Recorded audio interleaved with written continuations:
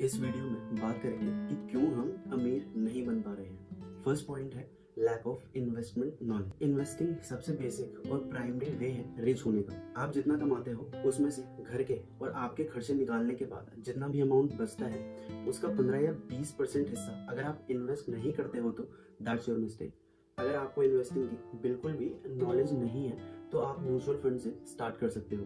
Lack of investment knowledge means that we do not have enough understanding about how to invest our money in ways that will help us grow our wealth. For example, if we only keep our saving in a saving account that earns low interest rates, we are missing out on the opportunity to earn higher returns through other investment options like stocks, bonds or real estate. अगर आपके पास एक अच्छा खासा amount of money है जो कि FDs में, तो वो एफडी में ही पड़ा रह जाएगा जब तक कि हम उसे इन्वेस्ट नहीं करेंगे। जब तक हमें इन्वेस्टमेंट नॉलेज नहीं होगी तब तक हमें पता नहीं चलेगा कि इन्वेस्टमेंट आखिर स्टार्ट कैसे करना है। हम स्टॉक्स और बॉन्ड में इन्वेस्ट करने के नाम से तब तक डरते रहेंगे क्योंकि हमें उनकी रिस्क एपेटाइट के बारे में पता ही नहीं होगा। हम अच्छे इन्वेस्टमेंट ऑप्शंस को इवेल्युएट नहीं कर पाएंगे। ऑन दी अदर हैंड, अगर हमें इन्वेस्टमेंट की ठीक ठाक जानकारी है तो हम अच्छे डिसीजंस ले पाएंगे कि कैसे हम अपने पैशन में इन्वेस्ट करें। हम डिफरेंट टाइप के इन्वेस्टमेंट प्लान्स के बारे में रिसर्च कर सकते हैं और उन प्लान्स को चूज कर सकते हैं जो हमारे गोल्स और रिस्क टॉलरेंस के साथ मिलते हैं। एग्जाम्पल, हम स्टार्टिंग में जब हमारे पास रिस्क टॉलरेट करने की क्षमता कम हो तो उस टाइम हम diversified portfolio of low cost index funds में इन्वेस्ट कर सकते हैं और ऐसा करके हम अपनी इन्वेस्टिंग जर्नी स्टार्ट कर सकते हैं जो हमें डिफरेंट एसेट क्लास के प्रति हमें एक्सपोजर देगा और हमारा रिस्क भी कम करेगा। सेकेंड पॉइंट है स्पेंडिंग हैबिट्स।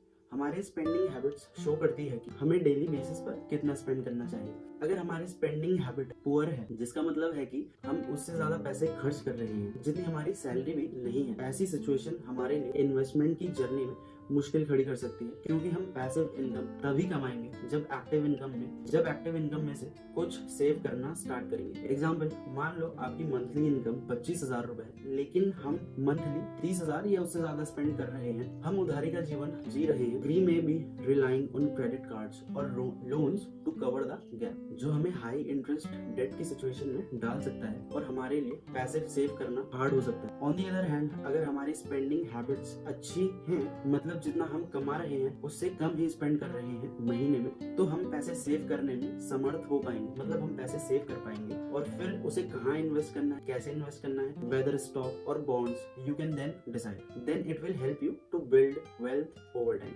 एग्जाम्पल, मान लो आपकी मंथली सैलरी अगेन 25,000 रुपए है एंड आप घर का खर्चा निकालने के बाद 5,000 रुपए भी सेव कर पा रहे हो, तो आप उन 5,000 रुपए की धनराशि को सेव कर सकते हो और इन्वेस्टमेंट के बारे में रिसर्च करके देन तसल्ली से इन्वेस्ट कर सकते हैं। हमारी स्पेंडिंग हैबिट्स बहुत क्रूशियल रोल प्ले करती हैं हमारी वेल्थ को बिल्ड करने की तरफ। नेक्स्ट पॉइंट है not expanding and diversifying your income. Spending और डाइवर्सिफाइंग योर इनकम का मतलब है कि आप पैसे कमाने के लिए और कोई एडिशनल तरीका नहीं ढूंढ रहे हो। आप अपनी फुल टाइम जॉब के साथ कोई स्किल ढूंढ सकते हो या फिर सीख सकते हो पैसे कमाने के लिए। एग्जाम्पल, अगर आपकी मंथली सैलरी 50,000 रुपए है जो कि आपकी प्राइमरी सोर्स ऑफ इनकम है and at the same time आपको कोई स्किल आती है या एज अ हॉबी वो काम करना आपको पसंद है, वो काम कुछ भी हो सकता है जैसे ग्राफिक डिजाइनिंग, तो आप उसमें फ्रीलांस काम पकड़ सकते हो। अपने ऑफिस के काम के बाद अपने टाइम के अनुसार बाहर के क्लाइंट से प्रोजेक्ट उठा सकते हो। हम देन फ्रीलांसिंग डिजाइनिंग सर्विस देके एक्स्ट्रा पैसे भी कमा सकते हैं। अगर आपको कुकिंग में इंटरेस्ट है तो आप स्मॉल केटरिंग बिजनेस स्टार्ट कर सकते हैं। देन आप इवेंट्स में और पार्टीज में केटरिंग की सर्विस भी प्रोवाइड कर सकते हो। और शादी पार्टी तो रेगुलर भी नहीं होती, इनका भी एक सीजन चलता है, तो आपको आराम भी मिल जाएगा बीच बीच में। और जो भी पैसा आप इन सब चीजों से कमाओगे उसे यूज कर सकते हो अगेन इन्वेस्टिंग करने में। By expanding and diversifying your income, हम अपने आप को हमारी सैलरी में हो रहे अनएक्सपेक्टेड चेंज से भी बचा सकते हैं, जैसे कि job loss, pay cut. Multiple streams of income can help us to build a proper wealth in long time.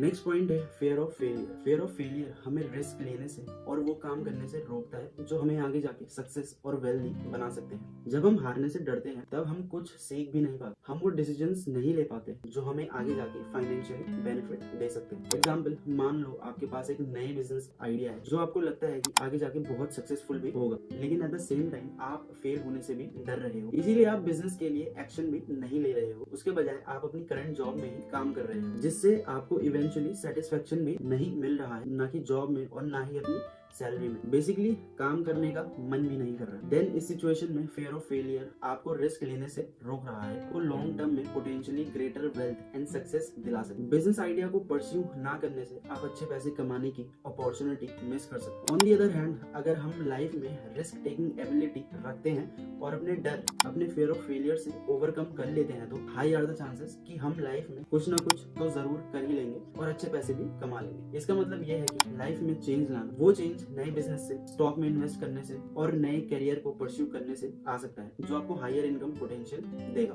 बहुत सारे लोग रिस्क लेने से डरते हैं, जो उन्हें अच्छी वेल्थ और अपॉर्चुनिटी को ग्रैब करने से रोकता है। फियर ऑफ फेलियर से ओवरकम करना और कैलकुलेटेड रिस्क लेते रहना अच्छी वेल्थ जनरेट करने के लिए जरूरी है। नेक्स्ट पॉइंट है lack of opportunity. Lack of opportunity मतलब कि हमारे पास उन अपॉर्चुनिटी में इम्प्लीमेंट करने के लिए पर्याप्त रिसोर्सेज नहीं है, जो आपको फ्यूचर में वेल्दी बना सकते हैं। This could include things like education, job opportunity और एक्सेस टू कैपिटल। एग्जाम्पल, मान लो अगर आप लो इनकम नेबरहुड में पैदा और पले बड़े हो, जहाँ resources for education and job opportunities limited है, तो एज अ रिजल्ट हमारे पास सेम अपॉर्चुनिटी नहीं होगी as compare to that guy जो अच्छे एलीट सोसाइटी या नेबरहुड में, जिसके पास हमेशा से ही अच्छे एजुकेशन का और बेटर अपॉर्चुनिटी का एक्सेस रहा है। रिसोर्सेज और अपॉर्चुनिटी का बराबर एक्सेस ना होना आपको स्ट्रगल करने पर मजबूर कर सकता है अपनी इनकम को इंक्रीज और वेल्थ को बढ़ाने के लिए। इसमें आपकी कोई गलती नहीं है कि आप वैसे एनवायरनमेंट पैदा हुए हो, आपकी गलती तब होती है जब आप कोशिश नहीं करते, क्योंकि आजकल बहुत सारे प्रोग्राम्स, ऑर्गेनाइजेशंस एंड रिसोर्सेज मौजूद हैं जो आपको पुअर बैकग्राउंड में से निकालने में मदद कर सकते हैं, जैसे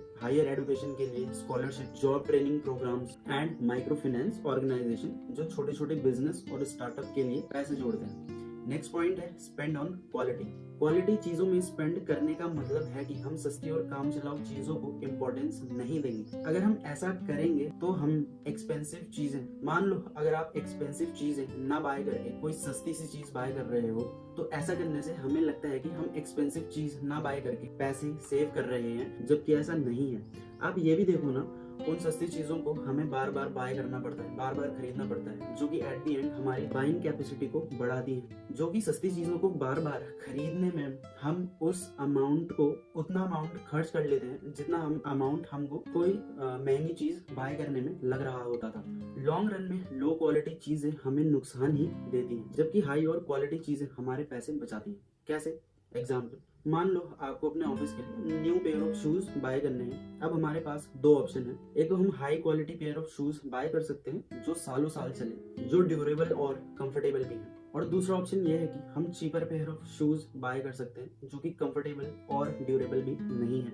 तो अगर हम चीपर शूज बाय करते हैं तो हमें उनको बार बार मरम्मत कराने की जरूरत पड़ सकती है, जिसके कारण हमें उनमें ज्यादा पैसे खर्च करने पड़ सकते हैं लंबे टाइम में। On the other hand, if we invest in a higher quality pair of shoes, तो हमें फिर उनको मोर फ्रीक्वेंट रिप्लेस या मरम्मत कराने की जरूरत नहीं होती, और वो हमारे पैसे सेव करने में मदद करते हैं लंबे टाइम में। सेम प्रिंसिपल हमारे अदर एस्पेक्ट ऑफ लाइफ में भी अप्लाई होता है, such as buying a car, buying home and grocery.